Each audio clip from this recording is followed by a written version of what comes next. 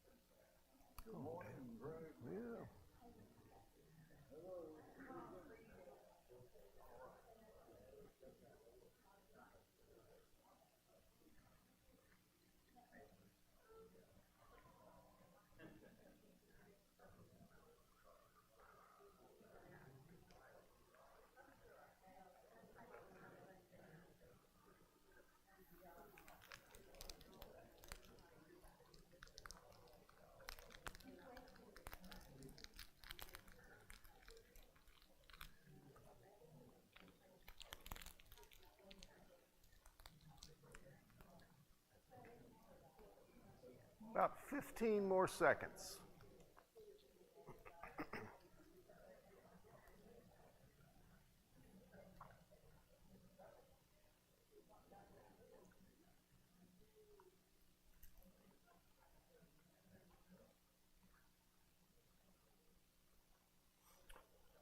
Rather than ask for, not that it wouldn't be appropriate, but rather than ask for particular stories first, let's do this.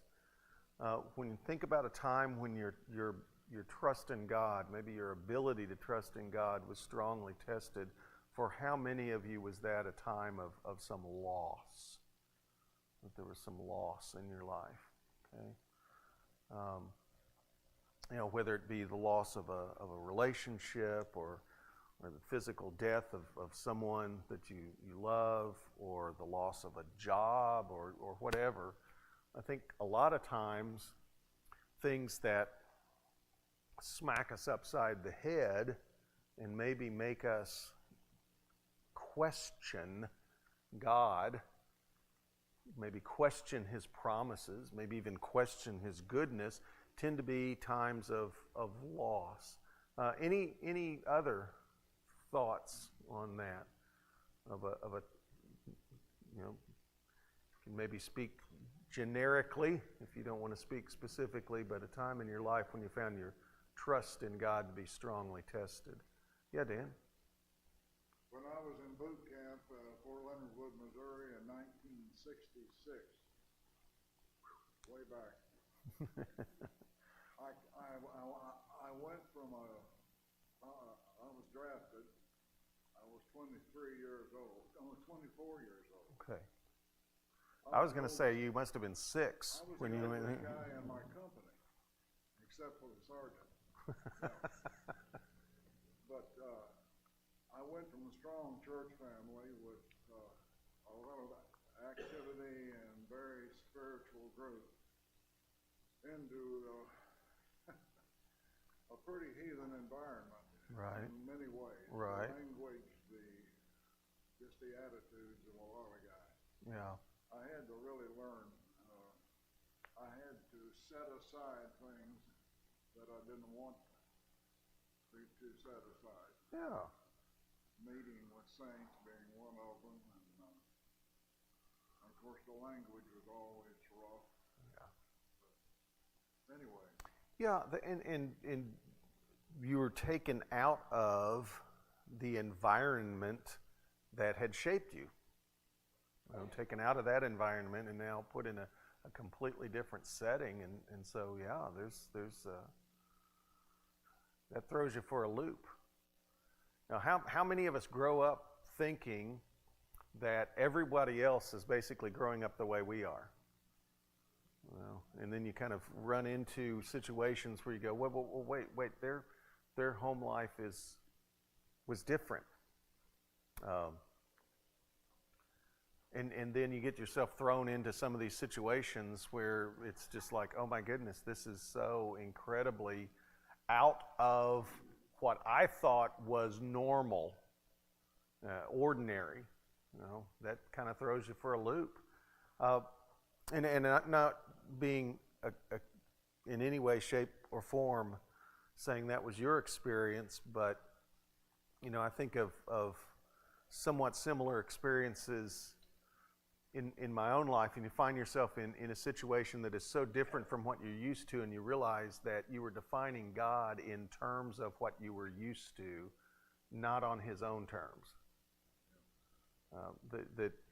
That's kind of, wait a minute, am I faithful because by for lack of a better way to put it, mere accident of birth, I was born to a church-going family in a time when that was, in some ways at least, culturally supported, and now I find myself in a very different setting.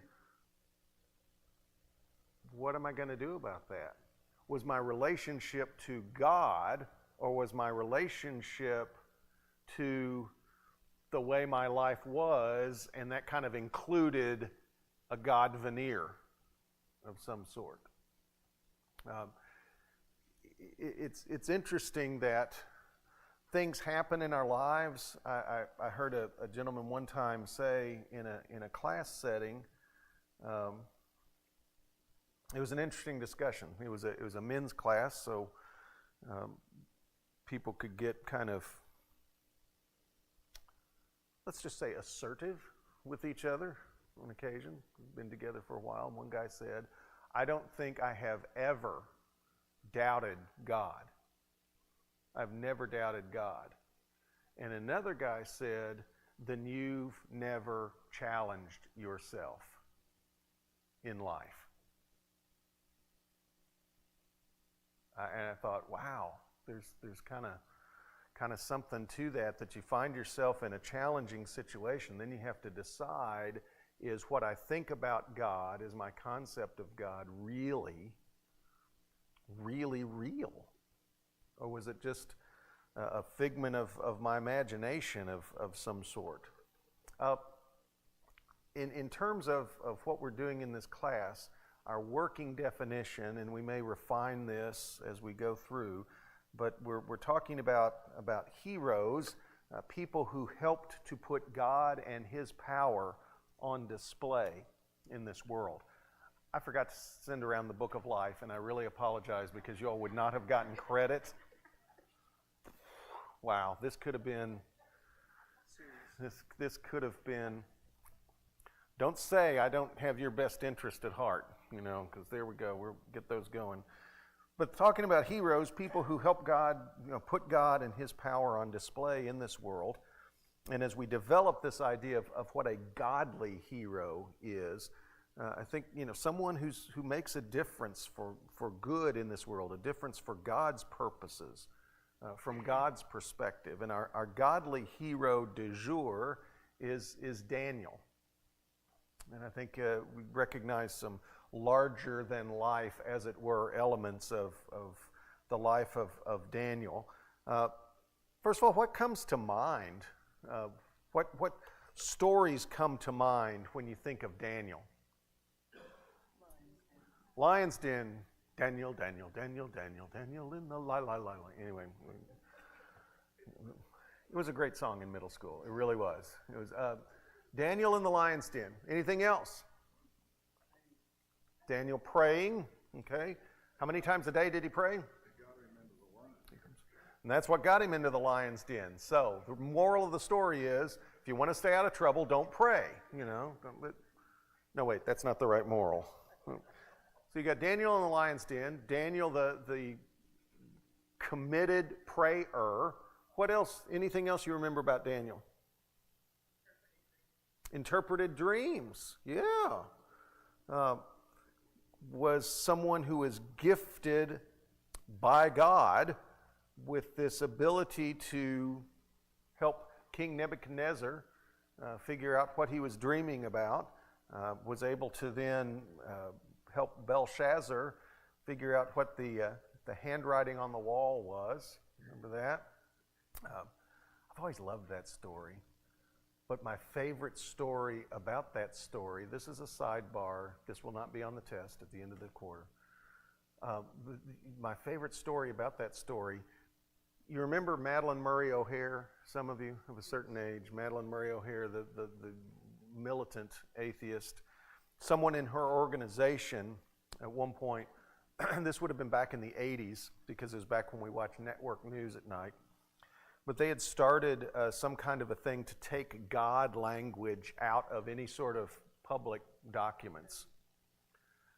And as God is my witness, in the press conference that got a little blurb on the NBC Nightly News, whenever that was, 1985 or whatever, the guy says, our culture has changed.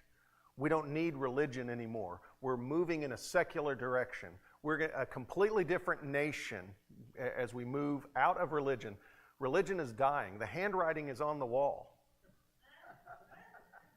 I'm going, does not even realize how that influence that is just subtle there.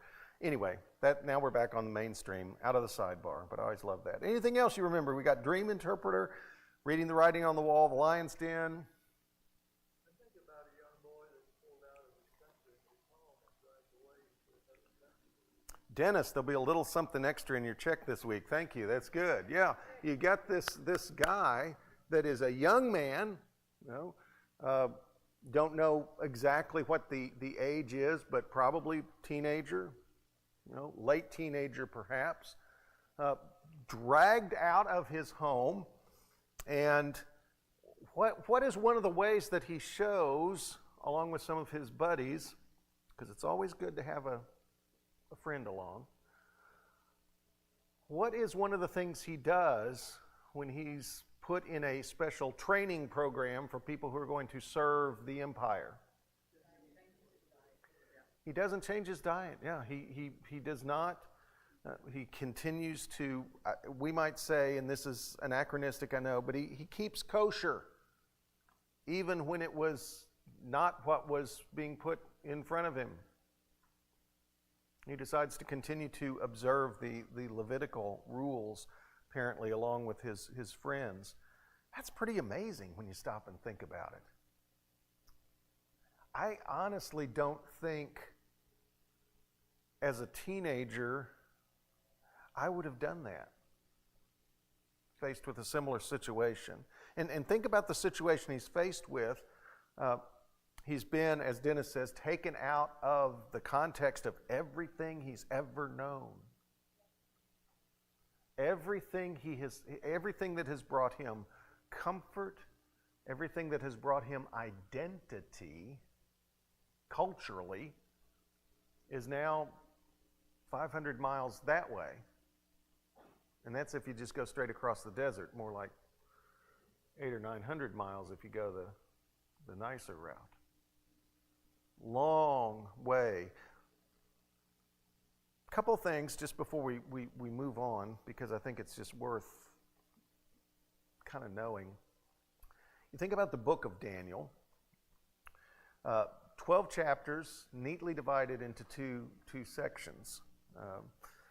Daniel 1 through 6 is largely historical material. That's where we get all the stories that we remember. And then Daniel 7 through 12 is this semi-apocalyptic material, visions that reveal something about God's work going on into the future. But the whole point of talking about that is to sustain the people in the present, knowing that their continued faithfulness, their continuing to trust in God, is helping to shape that future that God is saying is on its way. Telling the future, and this not just for Daniel, but any of the Hebrew Bible prophets, telling the future is never a parlor trick for God. It's never, just a kind of a cool thing to do at parties. It always serves a present purpose. And that's very much true in Daniel, of saying, look, God is going to set everything straight. Does it look like it right now? In a word, no. But God will set everything straight. And your continued faithfulness in the present is part of what's going to lead to that reality. So, Daniel, go back to everything we'll be talking about pretty much from this point on, is going to be in the first part of Daniel then, of the book of Daniel. And one of the things that book reveals is that his character is crucial to whatever it is that makes him a godly hero worth remembering and worth emulating. He is a person of privilege, a person of potential as he grows up. If you look in Daniel chapter 1, and that's page 748, if you've got the right Bible. Daniel chapter 1, you've got this in the third year of the reign of King Jehoiakim, it starts out, King Nebuchadnezzar of Babylon came to Jerusalem and besieged it. Jerusalem has not yet been destroyed, but Babylon had a rather interesting policy, which not only played out with what they did with the kingdom of Judah, but they had played out in several places where, hey, we will come and we'll slap you around a bit. If you promise to pay tribute and, don't mess with us, then we'll kind of leave you alone. But I tell you what, if you quit paying tribute, we're going to come in, we're going to slap you around, and we're going to take some people, some of the upper crust folks, and we're going to take them into exile. We're going to take them to come back and work for us in the mothership, so to speak. And then if you keep on, being a problem child, we will come in and we will blow you up, and we will blow you up real good. And that eventually is what happens in about 586 BC, the destruction of the temple, that sort of thing. But there was a first wave where they came through and kind of took the cream off the top, and Daniel was among those. If you look at verse 3, after they had been taken to the land of Shinar, that is Chaldea, Babylon, however you want to call it. Then the king, verse 3 of Daniel 1, commanded his palace master Ashpenaz to bring some of the Israelites of the royal family and of the nobility, young men without physical defect and handsome, versed in every branch of wisdom, endowed with knowledge and insight, and competent to serve in the king's palace. They were to be taught the literature and language of the Chaldeans.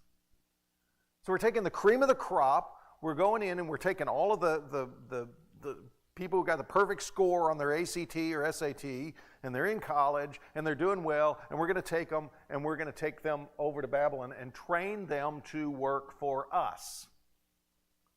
And don't miss this sort of euphemistic thing to give them, to teach them the literature and language of the Chaldeans. We are going to enculturate them so that they will essentially be like us. That was the Chaldeans, the Neo-Babylonians' approach to these things. So Daniel's a person of privilege growing up. And all of that's taken away.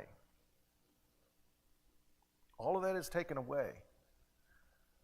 Now, just because you're a person of privilege and potential, that doesn't mean that you are a person of character, right?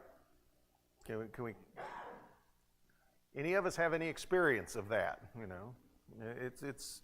I think that's part of reality. It is easy to accommodate to the little things, and yet one of the first things we see here in Daniel chapter 1 is that Daniel, along with his friends, chooses not to just go along with accommodating to things. Verse 8, Daniel resolved that he would not defile himself with the royal rations of food and wine, so he asked the palace master to allow him not to defile himself. Now, that terminology, defile, lets us know that he's thinking specifically about some of the foods that they were not supposed to eat. So I don't know if they were saying, hey guys, pork barbecue tonight.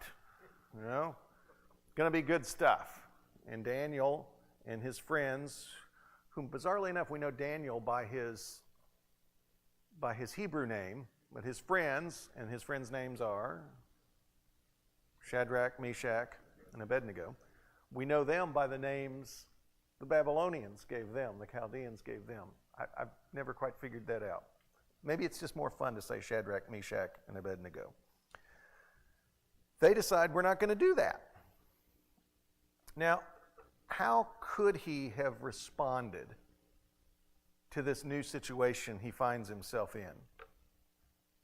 Everything that he knew, and he was living a privileged life back in the kingdom of Judah, everything that he knew there is gone. No prospect of returning. The announced plan of his captors is to make him one of them, to absorb him into the Borg, kind of thing. Now, how could he have responded?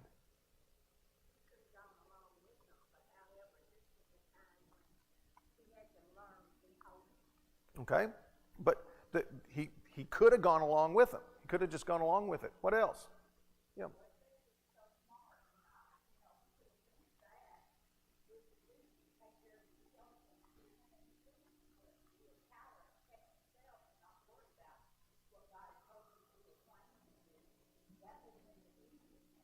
Yep, could have just gone along. What do you think, Danny? Where is God in all this? Yeah.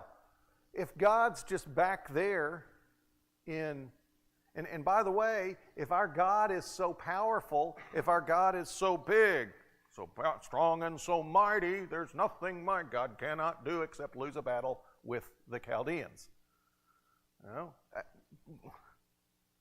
Because that's how a lot of folks thought is that gods were sort of regional, and that if one nation came in and conquered another god, then throughout the ancient Near East, the idea was, well, that means that god is more powerful. So it could have been easy for him to have just said, well, you know what? I'm just going to, clearly the Chaldeans' gods are more powerful than Yahweh, the God of Israel, because we lost. And especially a little bit later on, not at this point yet, but a little bit later on, after not only was Jerusalem destroyed, but what specific spot in Jerusalem was destroyed? The temple, God's mailing address. And so that especially would have signaled to people throughout the ancient Near East that, oh, Chaldeans' gods blowed up real good, the home of the Israelites' God. So we all know what that means. And yet, amazingly enough, Daniel does not move in that direction. Anything else that could have happened to him, how he could have responded here? Yeah, Minta?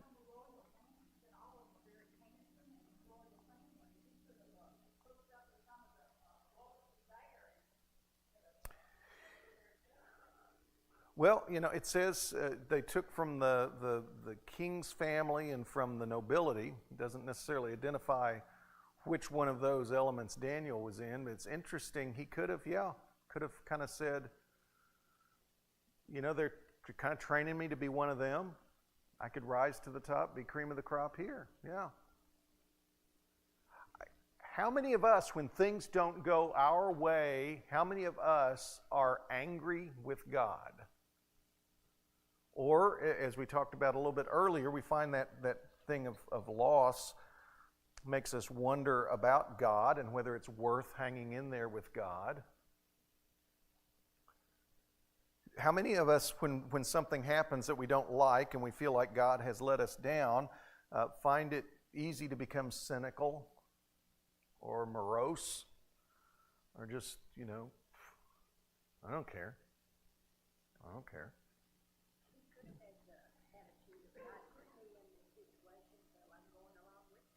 Yeah. Just go with the flow. That's right. Yeah, and I just ask this, the reality is, if we're talking about Daniel in this book, his character being what is most important, where is our character most often revealed? In the good times or in the bad times? That's when our character is revealed. Yeah, I bet none of the stuff that we listed back in that conversation, partner time, of loss, I bet some of it does, but some of it probably doesn't rise to the level of what Daniel experienced. Magnitude of loss, everything he had known. For all he knew, he's been separated from his family, separated from everything that would have made life make sense to him. The real crisis, the faith crisis, the trust crisis, if you will, of the exile was that in the mindset of the ancient Near East, God, Yahweh, the God of Israel, had been defeated. So you're a teenager. What are you going to do with that? What if we were not allowed to go to church? Or if we were taken to a completely different place and told, we just don't do things like that around here. I wonder how many of us would find ways to stay focused on God. And as I look deep in my own heart, I think, what would I have done? Would I have just accommodated? And that, I think, may be the greatest godly hero level act Daniel does, is just to stay connected to God in whatever way he can. Okay, I can't go to the temple, can't offer sacrifices, can't, at this point probably can't find a a priest to tell me about Torah. But I do know at least what I can and can't eat as a way of honoring God. And I find that rather fascinating, that he makes that decision, a character-driven decision, to say, I'm going to do what I can in a bad situation. Now, that's what Daniel does. The rest is God. But because of that choice that Daniel makes, because of that character move he makes, God can act in and through him as he does in the rest of the book. And his character, as long as we're on that subject, serves him well for the rest of his life. If you go over to chapter 6 in Daniel, if you're following along. This is part of the lead up to the Daniel in the lion's den story, but just look what verse 3 says. After Darius has become the king, now that the Persians have taken over, Daniel sort of returns to favor. He had been out of favor, but he returns to favor, becomes one of the leading administrators in the empire, now the Medo-Persian Empire. Verse 3 of chapter 6, soon Daniel distinguished himself above the other administrators and satraps because an excellent spirit was in him, and the king planned to appoint him over the whole kingdom. This guy's a foreigner in a country that has been taken over by another country, so he's a foreigner double, 2 times over.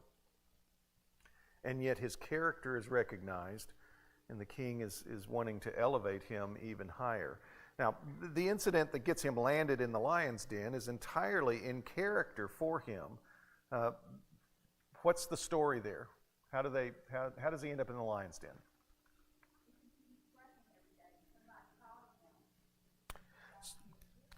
So what makes that something that gets him caught? A law is passed, okay? And why is the law passed?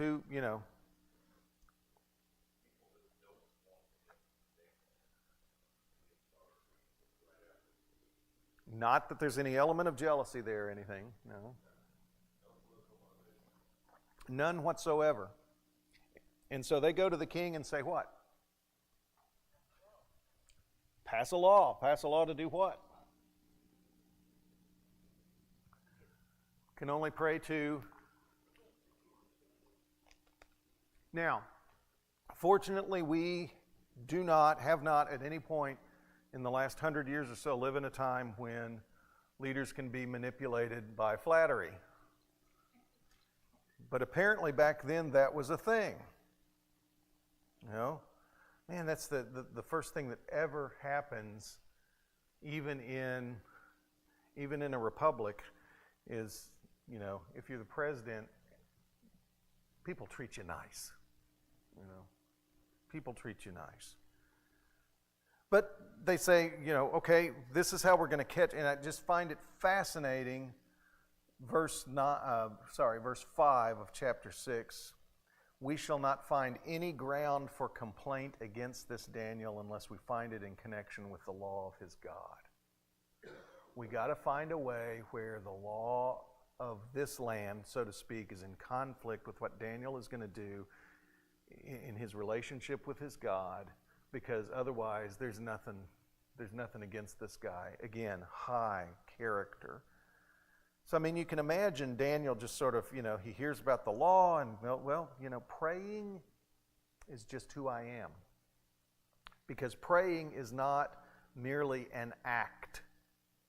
And I think this is one thing we tend to miss, particularly when we tell this story to our kids, is that somehow Daniel was, bless his heart, he was still going to check that box 3 times a day. No, being with God was what was important to Daniel. And so it didn't matter what the law was. Now, he ends up in the lion's den. He's saved, right? We remember that story. Really cool story. Does God always deliver?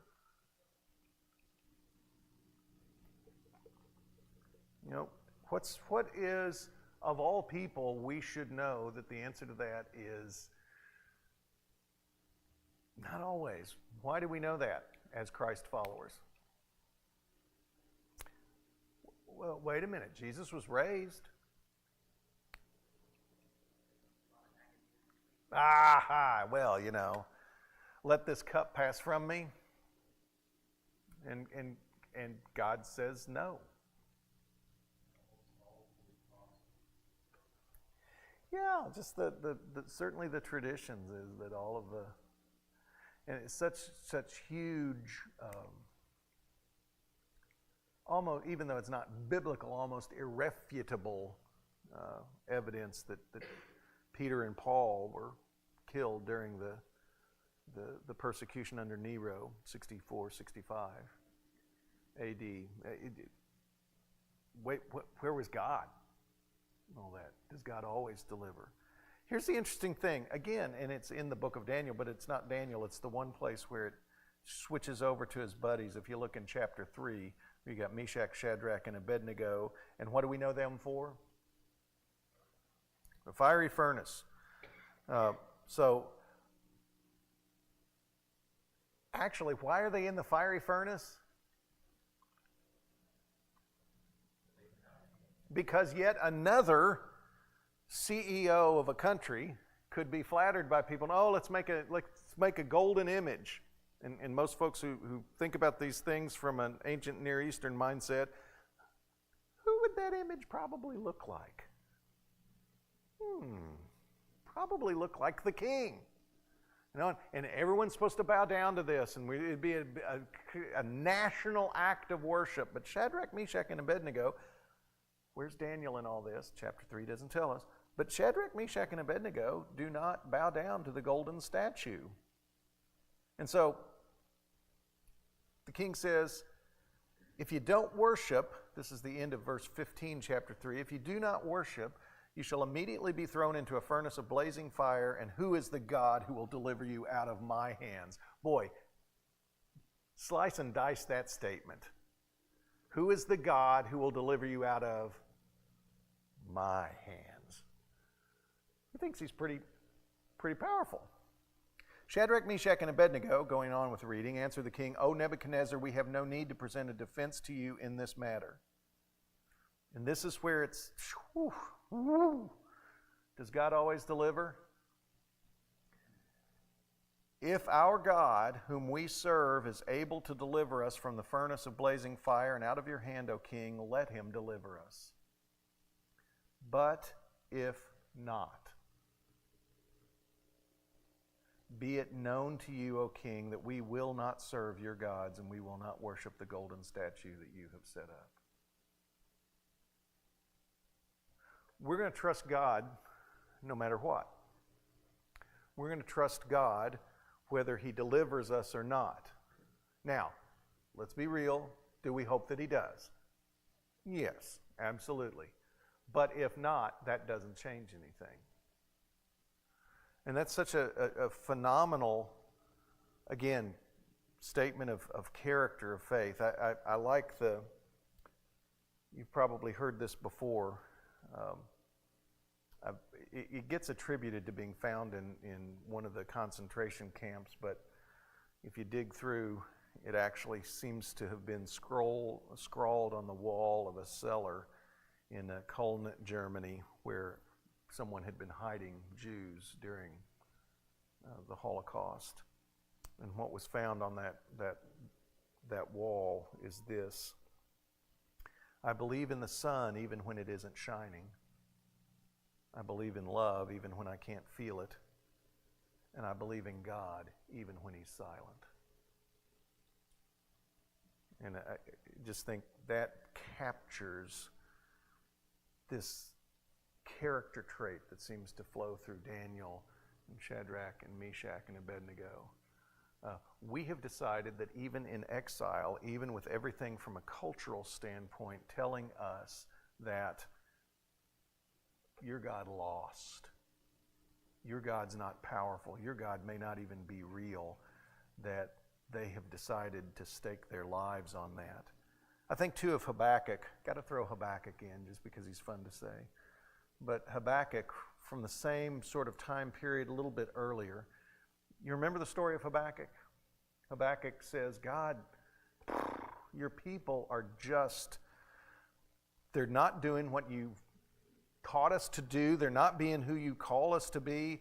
When are you going to do something about that? And God says, well, as a matter of fact, thank you for asking, Habakkuk. I'm sending the Chaldeans in to blow things up real good. And Habakkuk goes, whoa, whoa, whoa, whoa, whoa. That is not what I meant. That is not what I meant, because they're worse than we are. And that's where you get this statement in Habakkuk 2:4 that Paul quotes multiple times in his letters. The righteous person, we normally translate, the righteous shall live by faith. The righteous person will live by trusting God. Do you trust me, Habakkuk? And so then chapter 3 of Habakkuk, just a 3-chapter little book, ends this way, with chapter 3 being just almost a psalm of trust in God. And this is how it ends. Though the fig tree does not blossom and no fruit is on the vines, though the produce of the olive fails and the fields yield no food, though the flock is cut off from the fold and there is no herd in the stalls. Now, all of those things there in verse 17, in an agrarian culture, what does that signal?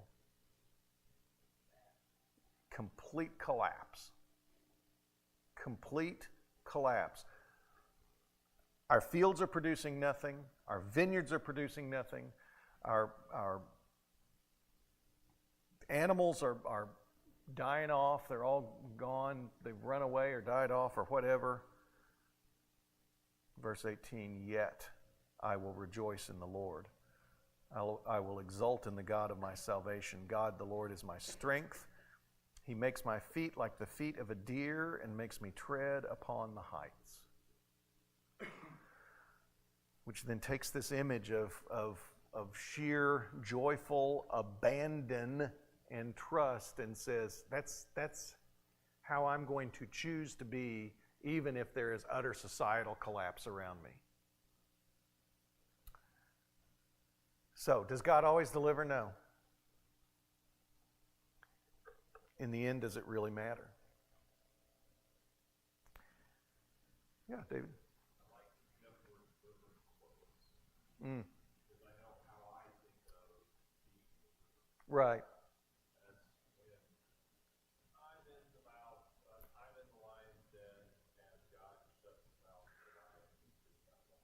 Yeah. And I get out and am rewarded for it. Kind of like Daniel. Yeah. That's what we want.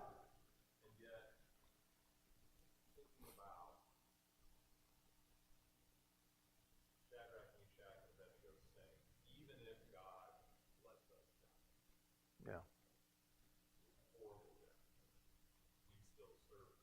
Right.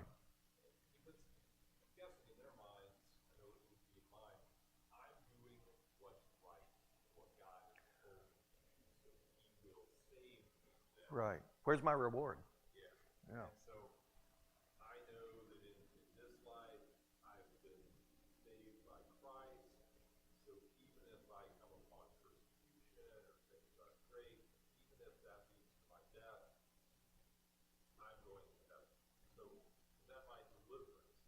Mm.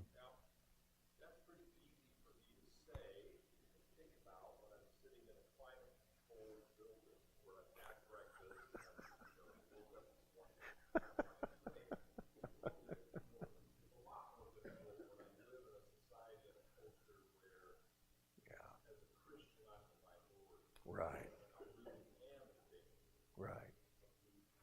Right.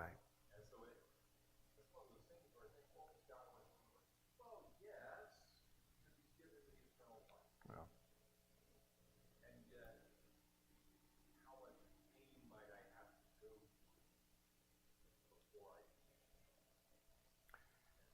and yeah, I think that's so spot on, because we want to define deliver on our own terms.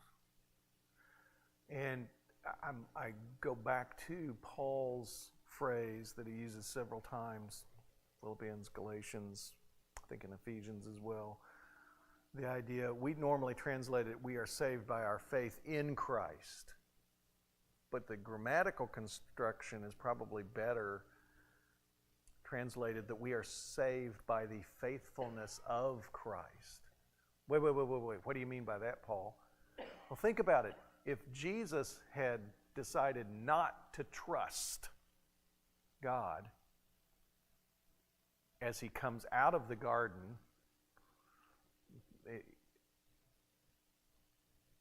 it all blows up.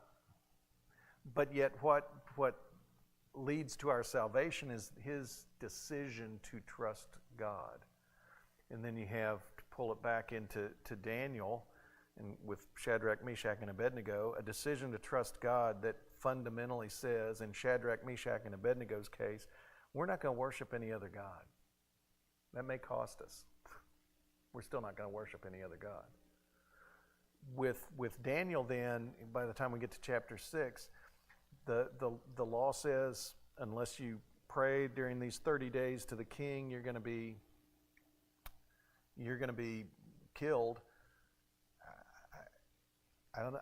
I'm not going to quit trusting my God right now. Sorry. You know, and yet I look in my heart, in my life, and I wonder if I go, well, it's just 30 days. You know, maybe we can. Surely God will understand. And yet the character of these folks is such that they don't compromise, even when it would be to their physical advantage. Which I think brings us to the question, how do we develop character? How do we develop character? Oh, you just have it or you don't. Really? You know, there was an interesting study done a number of years back. This is one of those things where you just know, man, how can I get a hold of some of that grant money? Here's what the study found out. If you make a good moral decision in a tough situation, and you make a good moral decision, then the next time you're faced with a tough decision to make, it's more likely that you will make a good decision. And then the next time, it's even a little more likely that you will make a good decision. And guess what? The opposite is true too. So you have Daniel starting out, and it seems kind of a little bit here, this decision to say, you know, there's not much else I can do right now, but I can still see if I can eat according to what Leviticus teaches. And that decision, I would suggest, makes it easier for him to make the next decision, to do what is in line with God's purposes. For whatever reasons, and I put it in my notes here, because it's one of the most fascinating things I've ever read, and it's a relatively obscure book, but it's written by a historian. I think the name is Thomas Reeves. I know the last name is Reeves, but it was kind of a character biography of JFK. Now, did JFK have great character? Kind of like Daniel, person of great privilege, right? Born into great privilege. He had, at one point, thanks to Daddy's dealings, all of the Kennedy kids had individually $10 million trust funds. And that's like in 1940s and 50s money. You know, that would be at least 10.1 million now, you know. I mean, anyway, so they were in you know, people of privilege went to Ivy League schools, you know. And part of his in this book, and the book was called A Question of Character, is that one of the things that Kennedy realized once he became president was that he had to do some ethical, shall we say, growing up. And he kind of shows in that book, I guess I read it 30, 35 years ago, that taking the responsibilities of his office seriously was reshaping his character. Now, as in real time.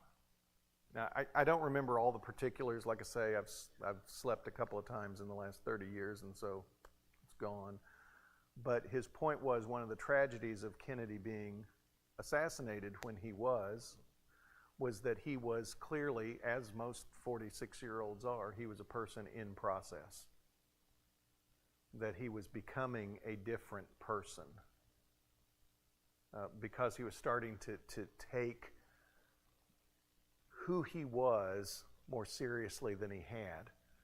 You know, and I think, wait a minute, does that say something about what's going on with, not just with Daniel, but coming out of Daniel and coming out of that with us, as we take the responsibilities of being people whose lives are about representing God in this world seriously? Is that going to change our character? As we think, this is who I need to be. Jim?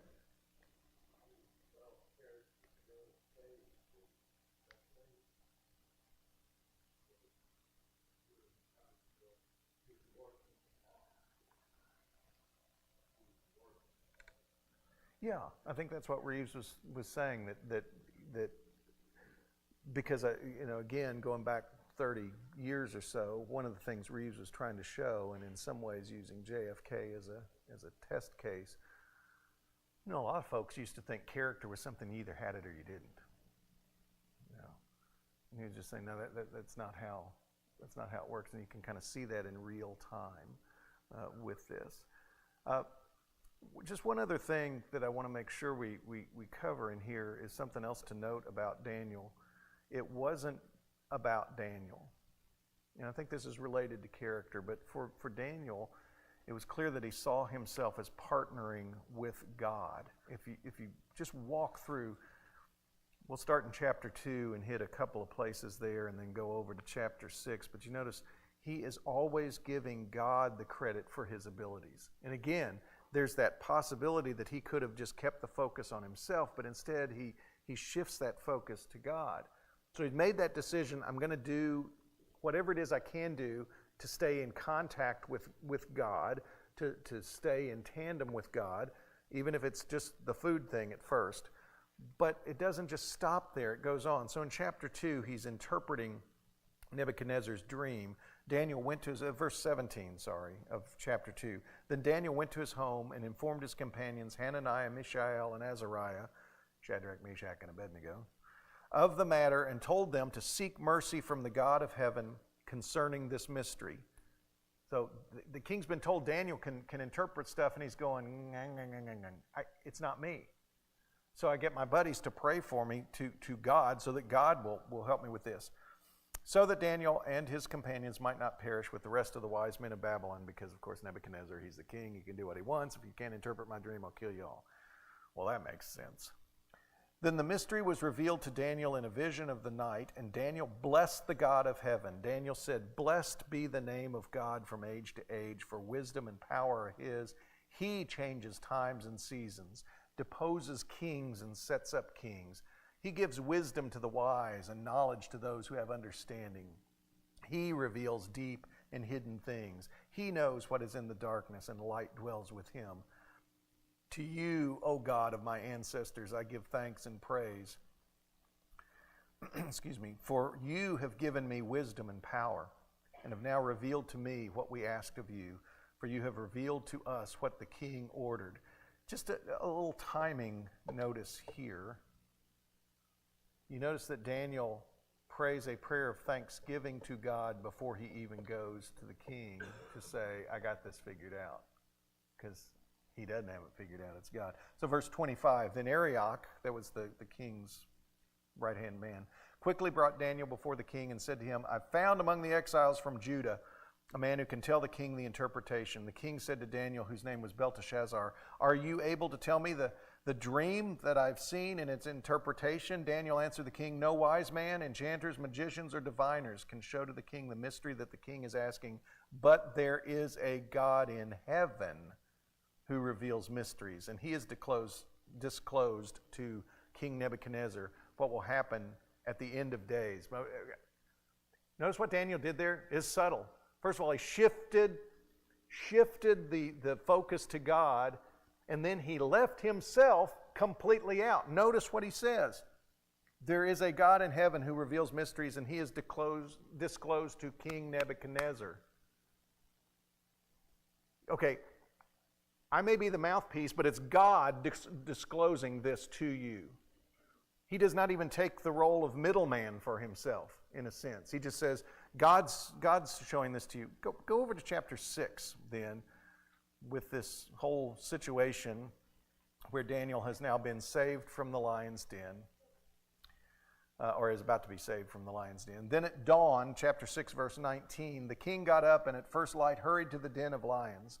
When he came near the den where Daniel was, he cried out anxiously to Daniel, O Daniel, servant of the living God, has your God, whom you faithfully serve, been able to deliver you from the lions?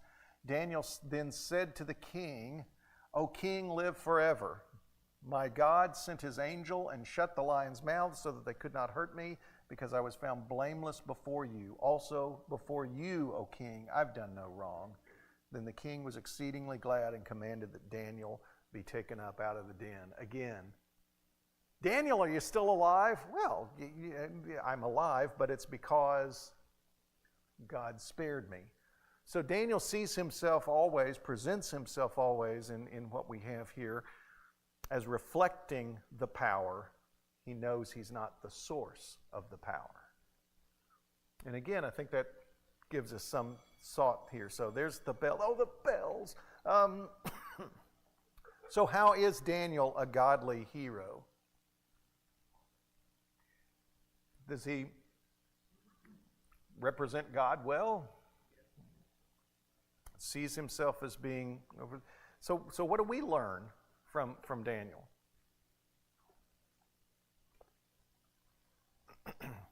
He said, leaving you 30 seconds to think about it. Okay, stand by God in the presence of persecution. How do you get to where you can how do you get to where you could stand for God in the presence of persecution? Does that just come as a blessing? It might. But what's more likely? Developing character over time. Excuse me. Decide you're going to do it beforehand. Yeah. So that when something blows up real good, you are prepared for that, because what is of most substance in your life is your relationship, your connection to God. Excuse me. That's probably a good cough to end on, a good note to end on. Kept you 1 minute over. I'll try to keep you 2 minutes over next week. All right. You've got 14 minutes to make it to the auditorium. So.